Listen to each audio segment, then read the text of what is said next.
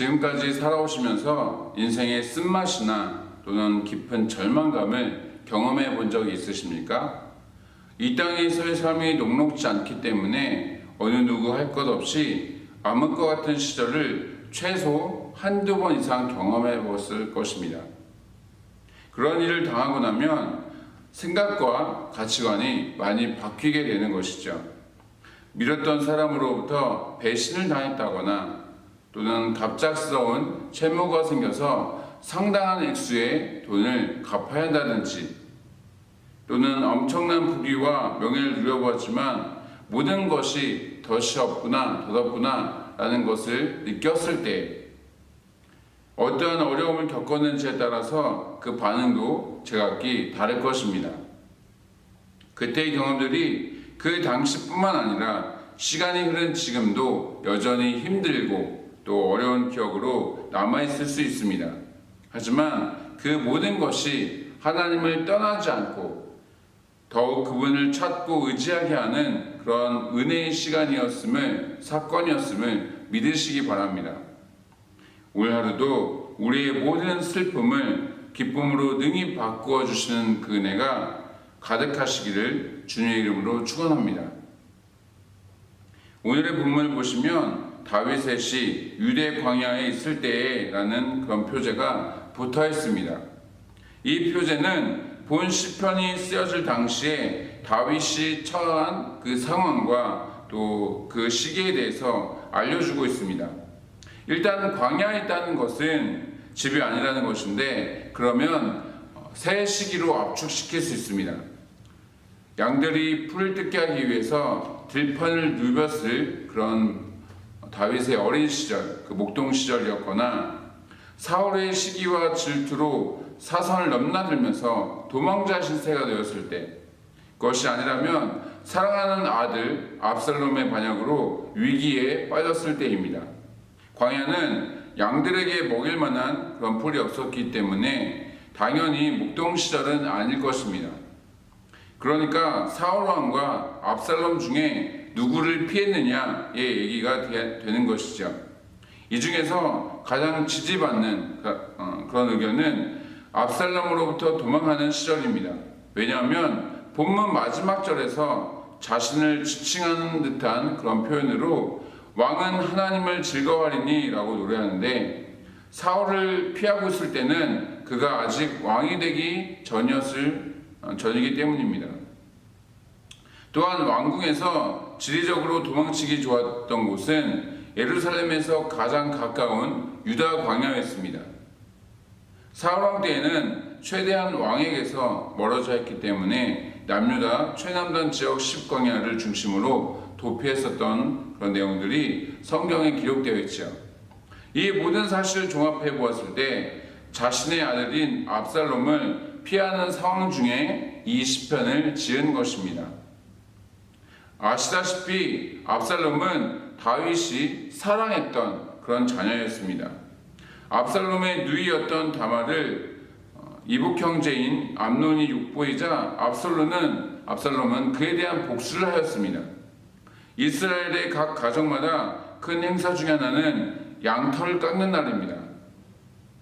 귀한 양털 가죽을 얻음으로써 그 물질적 필요도 채워지고 또 그들의 삶과 밀접한 양들은 또 건강하게 잘 자랄 수 있게 되기 때문입니다. 어찌됐든 압살롬은 다윗 왕의 허락을 받고 모든 왕자들을 이 양털을 깎는 날에 초대한 것이죠. 그리고 복수를 하기 위해서 암논을 살해한 다음 그슬 지역으로 도피하는 것입니다. 큰 죄를 짓고 도망한 것이긴 하지만 암논은 이미 죽었고 다윗은 압살롬을 그리워하기 시작했습니다. 그 사실을 눈치챈 다윗의 군대 장관 요압은 기지를 발휘해서 두 사람이 다시 만날 수 있도록 다리를 놓았습니다. 그렇게 해서 다윗과 압살롬이 다시 만나게 되었을 때 다윗은 입을 맞추며 사랑과 또 친근함의 표시를 자신의 아들 압살롬에게 했던 것이죠. 다윗의 통치 말년 즈음으로 추측되는 시점에 그는 압살롬의 반역 때문에 노고를 이끌고 피난길에 올랐습니다. 그때 당시 다윗의 심정은 어떠했겠습니까? 크게 두 가지 부분에 있어서 굉장히 고통스럽고 또 여러 가지 의미로 착잡했을 것입니다. 하나는 믿고 사랑하고 또 신뢰했던 아들이 모반을 일으켰기 때문입니다. 압살롬은 가만히 있었어도 순번상 이스라엘의 다윗의 뒤를 이어서 이스라엘의 세 번째 왕이 될 수 있었습니다.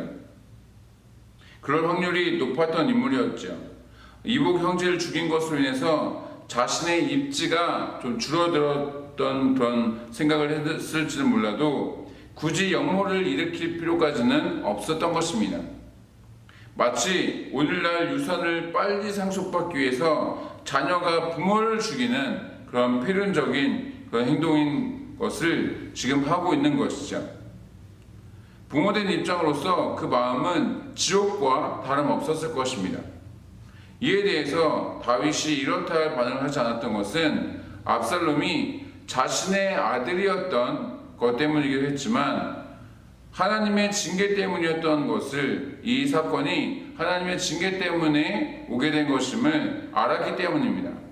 그의 마음이 고통스러웠을 또 다른 하나의 이유인 것이죠.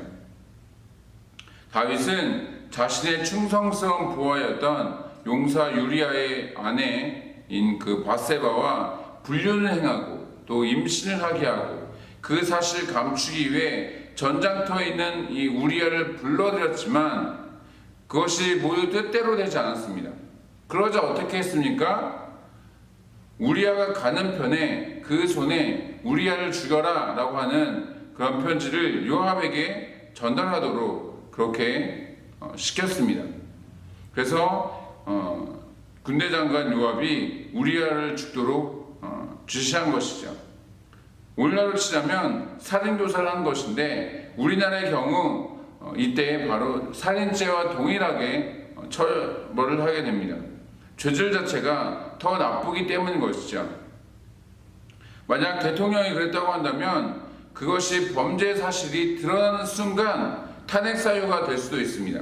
그래서 하나님은 나단 선지자를 통해서 다윗의 범죄를 꾸짖으셨고 또 그가 회개했지만 그 죄에 대한 대가를 받게 하셨습니다. 그의 집에 칼이 끊이지 않고 재앙이 있게 될 것이다 라고 말씀하신 것이죠. 이에 대한 사실을 다윗은 정확하게 인식하고 있었기 때문에 그때의 실수와 범죄를 기억하면서 자신의 부족함과 연약함을 또다시 성찰하는 그런 시간을 가졌을 것입니다. 지금까지 간략하게나마 설명해드린 말씀을 기억하시면서 다시 한번 이 오늘 본문을 읽게 되시면 다윗이 피난 중에 느꼈을 감정이 조금은 느껴지실 것입니다.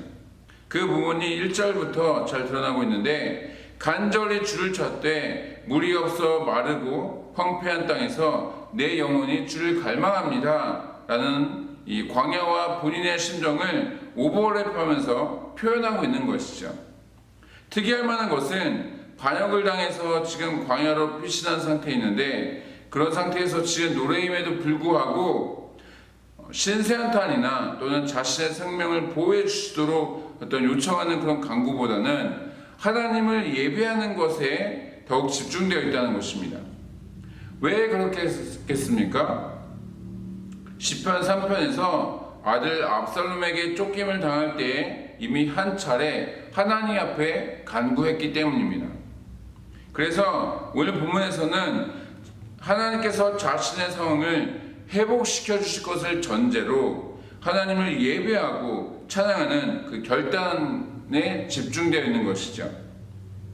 다윗은 분명 힘들고 어려운 상황이었지만 유대 광야에 있다고 하는 이 표제가 붙어있지 않았다면 평안히 왕궁했을 때에 지어진 시라고 생각할 수도 있을 것입니다. 언제나 늘 그랬듯이 하나님과 성전을 사모한 마음으로 노래했을 것이다 라고 추측할 수 있는 것이죠. 보통 사람들 같았으면 사랑하는 아들에게 죽임을 당할 뻔하고 또 쫓김을 당하는 이 가운데 심각한 스트레스와 또 자괴감으로 육체의 곤고함과 비교도 할 수 없는 그런 정신적 고통이 함께 수반되었을 것입니다. 그런데도 그런 부분이 전혀 표출되지 않고 오히려 하나님의 도우심을 확신하면서 그분의 공의와 또 그분의 보응하심으로 모든 대적들이 비참한 최후를 맞이할 것이다. 이러한 믿음의 선포를 하고 있는 것이죠. 그것은 그동안의 경험이 있어서입니다. 사울왕에게 쫓길 때 또 블레셋을 비롯한 이스라엘 주변의 민족들과 싸울 때 모든 상황에서 자신을 건져내어 주시고 또 구원하여 주신 하나님의 은혜를 기억하고 있기 때문인 것이죠. 말씀을 마치겠습니다. 비단 코로나 상황이 아니더라도 우리는 쉽지 않은 그런 인생을 살아가고 있습니다. 연세가 지긋하신 분들은 일제강점기나 또 6.25 전쟁을 겪으셨고 또 보릿고개도 경험하셨을 것입니다. 죽기 살기로 열심히 땀 흘리며 각고의 노력 끝에 편안하게 이제 살 수 있겠지 그렇게 싶더니만 IMF가 찾아왔었죠. 그것도 어찌어찌해서 극복했는데 그 이후로 사스에 신종플루에 메르스까지 우리를 어렵게 하더니 이제는 코로나가 그 정점을 찍고 있습니다. 이러한 부분만 보면 인생은 비극이고 또 참담한 것처럼 생각될지도 모르겠습니다. 하지만 그 모든 상황을 겪으면서도 오늘날까지 무사하게 살 수 있도록 보호하시고 또 인도하신 그 하나님의 은혜를 기억하시기 바랍니다. 능히 지금의 코로나 상황도 극복하게 하실 그 하나님을 기대하시기 바랍니다. 그렇게 해서 오늘 하루도 하나님을 찬양하고 그분의 이름을 높여드리는 저와 여러분 되시기를 주님의 이름으로 축복합니다. 이 시간 구국기도문을 가지고 우리가 함께 이 코로나 종식을 위해서 또 베트남 땅과 또 우리 조국 대한민국을 위해서 또 함께 이 시간 교회를 위해서 또 기도하며 나가도록 하시겠습니다. 함께 구국기도문을 가지고 기도하도록 하시겠습니다. 코로나 사태 속에서도 신실하신 하나님을 더욱 신뢰하게 해 주시옵소서.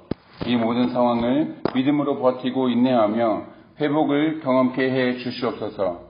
코로나 재난으로부터 모든 성도들을 눈동자처럼 지켜 보호해 주시옵소서. 코로나19가 베트남과 대한민국과 세계에서 속히 지나가게 해 주시옵소서. 모든 가족과 함께 마음과 정성을 다해 하나님께 예배드리게 해 주시옵소서. 모든 성도가 경성에서 회개하고 의로운 삶의 열매를 맺게 해 주시옵소서. 교회의 생명사역을 적극 추진할 수 있는 여건을 속히 허락해 주시옵소서. 성도들이 처한 모든 환난과 어려움 가운데 피할 길을 허락해 주시옵소서. 성도들의 생업과 삶의 터전을 지켜주시고 결코 좌절하지 않게 해 주시옵소서. 이 땅에 확산되고 있는 코로나를 막아주시고 완전히 종식시켜 주시옵소서. 존귀하신 예수 그리스도의 이름으로 기도드리옵나이다. 아멘. 오늘 말씀을 기억하며 기도하시고 이 구국기도문과 함께 각 개인과 가정을 위한 기도 제목을 가지고 함께 기도하도록 하시겠습니다.